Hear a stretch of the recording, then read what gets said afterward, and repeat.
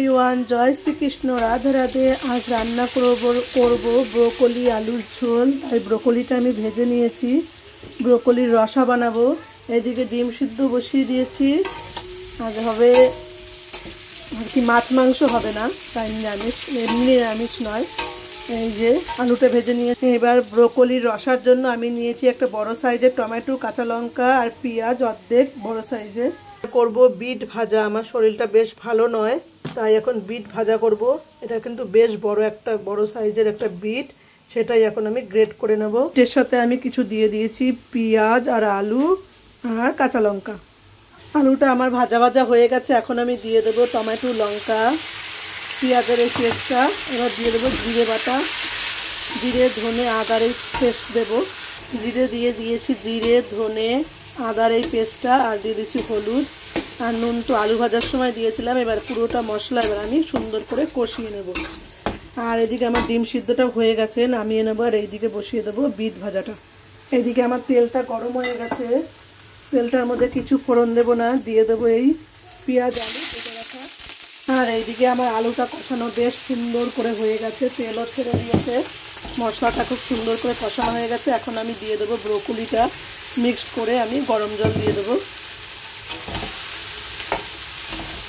আর এদিকে ভাজা হচ্ছে, ব্রোকলিটা সুন্দর করে কষানো হয়ে গেছে। এখন আমি দিয়ে দিচ্ছি গরম জল। এই দেখো, এক বাটি হয়ে গেছে, গ্রেট করে নিয়েছি। আর এইদিকে পেঁয়াজ আলুটা ভাজা হয়ে গেছে। এখন আমি অল্প অল্প করে এর মধ্যে মিক্সড করতে থাকবো, একবারে দেবো না, তাহলে দলা হয়ে যাবে। আর এই অর্ধেকটা আবার একটু পরে দেবো। ব্রোকলির রসাতে দেওয়ার জন্য কাজু বাদাম আমি বেটে নেবো। দেখো ব্রোকলিটা ফুটছে, আর এইদিকে আমার বিট ভাজাটা প্রায় হয়েই গেছে, আর একটু হবে। দিয়ে দেবো কাজু বাদাম বাটাটা, দিয়ে দিলাম।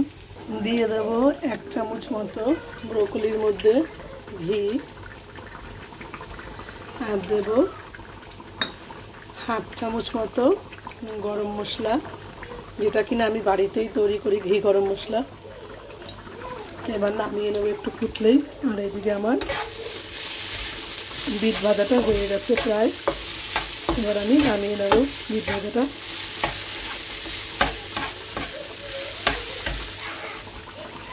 এই দেখো বন্ধুরা, বিট ভাজাটা কিন্তু হয়ে গেল, আর বেশ খেতে টেস্টি লাগে বিট ভাজাটা, দারুণ। ওকে বন্ধুরা, হয়ে গেল আমার ব্রোকলি রান্নাটা। কেমন হয়েছে অবশ্যই সবাই কমেন্ট করে জানিও, আর ভালো লাগলে অবশ্যই বলো। সবাই এইভাবে ব্রোকলির রসা তৈরি করে খেতে পারো। ওকে, বাই বাই, এখনকার মতো টাটা।